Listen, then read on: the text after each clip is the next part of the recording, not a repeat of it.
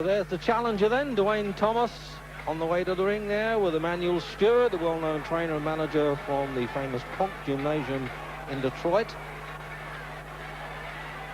And the first world challenge by Thomas, who's 25 and comes, of course, from Detroit.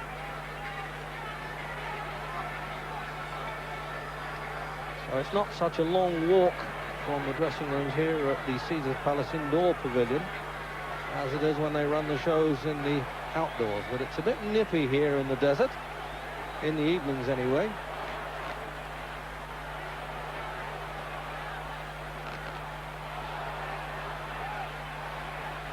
So he came in 10 stone 12 and a quarter. It's made at 11 stone, the junior middleweight or the light middleweight championship of the world, WBC version.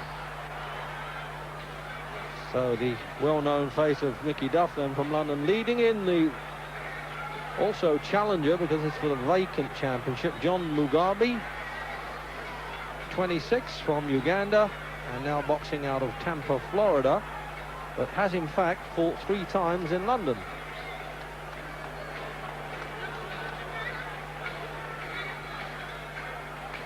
So the return of the beast is how they're billing it.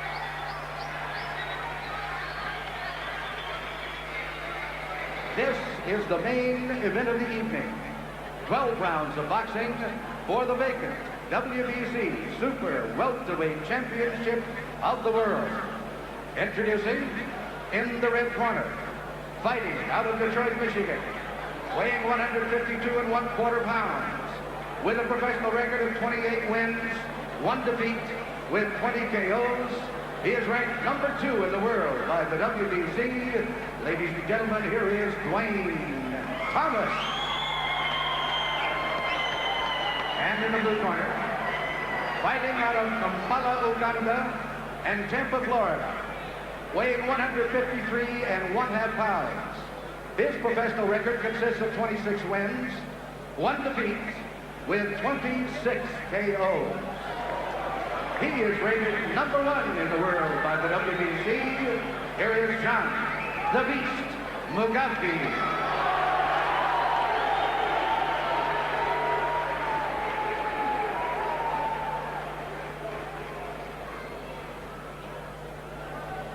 Okay, Duane, John, you're going to box for 12 rounds. You know the rules of boxing. Avoid using any kind of force. Don't throw any punches during the break. It's not 3 seconds amount fighting.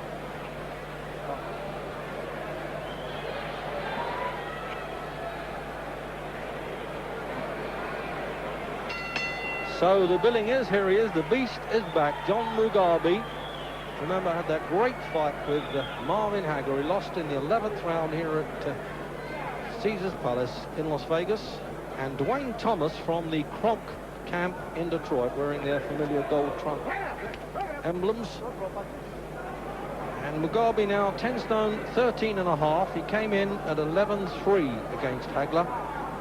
And manager Londoner Mickey Duff says it's the best shape he's ever been in, and losing to Hagler in some respects has made him realize he can't walk in and knock everybody out quickly, although he's had 10 in the first, so don't blink. For the vacant championship then at 11 stone, WBC version, given up by Tommy Hearns. We call it light middle in Britain. Here it's called Super Welterweight WBC.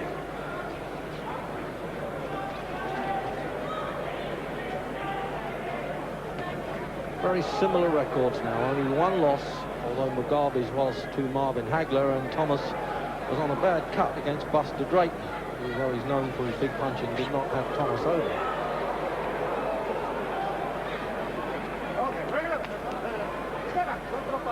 And the referee from the Philippines is Carlos Badilla, now a resident in Las Vegas, and in fact, Mickey Duff objected to him at one point, blaming him for the Carlos Boza Edwards lost to Hector Camacho recently, but eventually gave in for the Nevada Commission. So midway then through the opening round, scheduled for 12.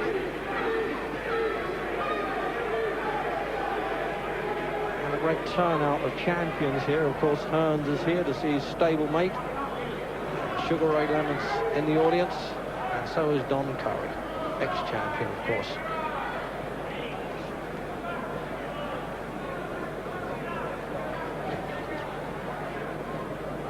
he hasn't got that touch of arrogance in the opening round, Mugabi, that we've seen in some of his earlier fights. And as the manager was saying, maybe he's learned the lesson, because he really did, I thought, had a blinder with Marvin Hagler, but then who beats Marvin when he's at full fire?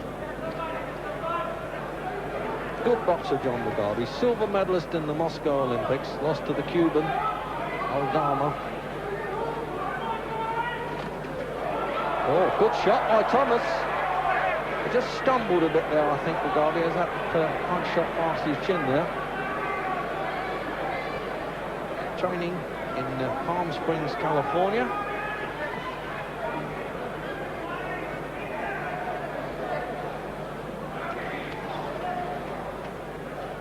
All well-drilled fighters, aren't they, that come out of the Kronk Gym in Detroit. They've got a conveyor belt up there. Oh, and a little stare at the end of the first round, touch of the needles.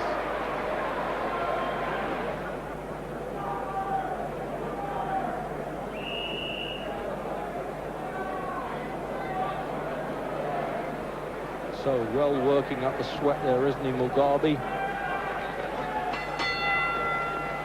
To work hard before he came into the ring for round 2 then, and a good searching round, and looks as though Duane Thomas can box a bit.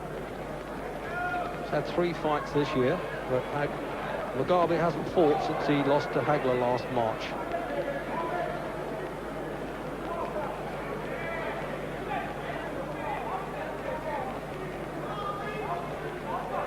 Bit of a thinking fight early on. Mugabi's a real natural puncher, there's no question about that.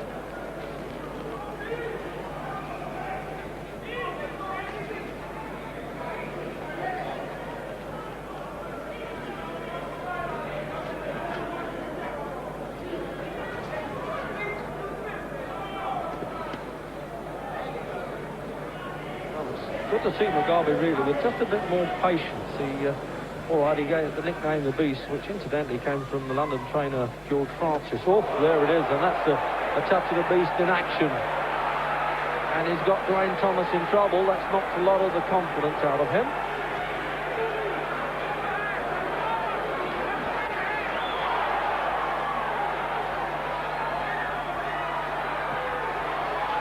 He did the smart thing, Thomas, getting away, and now trying to punch his way out of trouble. And he could well walk into it.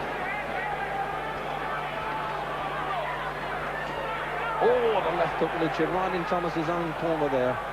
Midway through the second.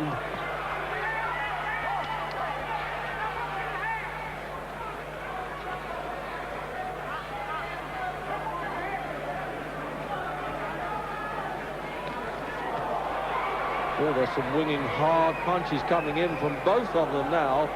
But if it comes to stand-up punching, I think Mugabi's definitely the bigger hitter. And Padillo warning him to keep punches up.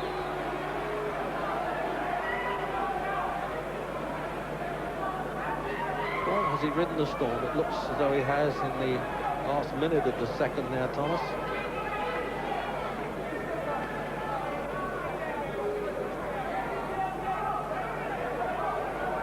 We get a little bit of ring rust, and you often wonder whether a defeat against a tough man like Hagler will leave any marks, but certainly there's no sign of that yet in Mugabi. He's missing with a few punches there. He needs to find his range a bit. It's never the same in sparring with head guards on as it is on the real thing.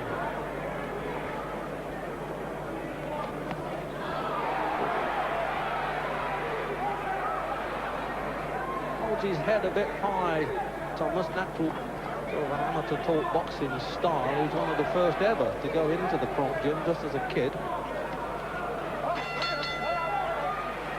And hello, fighting after the bell there. Mugabi didn't throw a punch there, it was just a push. And now the referee pulling them back and saying, cut this out. The armistice will only be lived for the next 60 seconds, I'm afraid. You don't often see that. A little bit of bad temper creeping in there.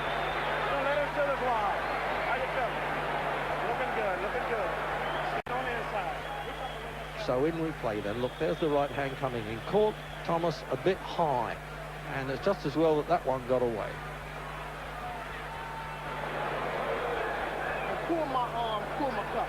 Now after this one, I'm going to start pressing him a little more forward and backing him up. You're swinging a lot, but you're not making him tire by pushing him now. Going to him to the inside. Giving him too much room for that. Same thing we talked about Iran Barkley. Give him too much swinging room, get caught on the pulling end. Tighten it up, push it to the inside. Looking good, Duane. Hang a bit. Coming out for the third. And Thomas's camp saying there, you're looking good, Duane. Well, he certainly did after the bell had gone anyway.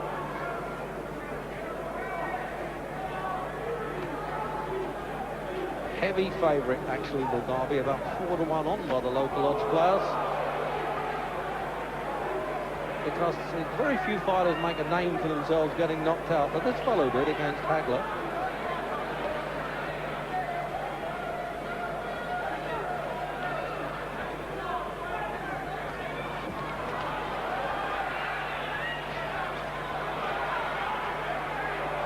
Just jabbing him out the way now, Mugabi hasn't quite found his distance yet. It'll take him a bit longer. Oh, and a good shot there. What a turn up. A left hook from Thomas, and he's in trouble. How's the referee going to deal with this? He's caught him in the face in the third round. This is an absolutely sensational end. The 4-1 underdog has just done cartwheels all over the ring, and it looks to me as though Mugabi's complaining that he's been struck in the eye. He didn't even go down. The doctors are in the ring. Manager Mickey Duff there has flown across the ring, and he can't understand what's happening. And he's saying the gesture is that he's caught a thumb in the eye. Of course, a controversy because Duff actually objected to the referee to start with for another reason other than to do with this fight. And as I say, it looks as though it is eye trouble. And there's Duane Thomas's lady. Manuel Stewart saying you're champion of the world, and the most unexpected way. I don't think I've seen a world championship fight end like that. Tommy Hearns then, the former champion, who says he's going to fight Dennis Andrews on February the 7th.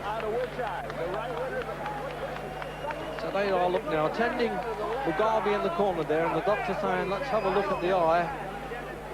But he should have gone down to take the count. That I don't understand. He need not necessarily have gotten up from it, but the referee had no option when he turned his back and was facing out of the ring.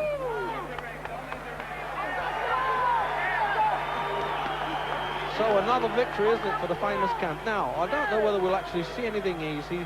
He's ducking away from the punch, and there's no real evidence there that it had been caught by a thumb.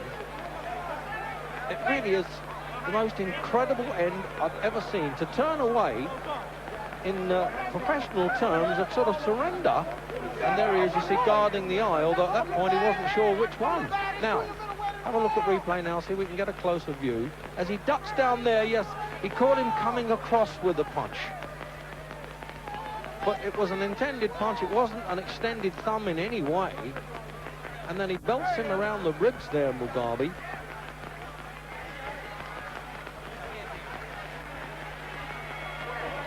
Mickey Duff and the Mugabi camp naturally very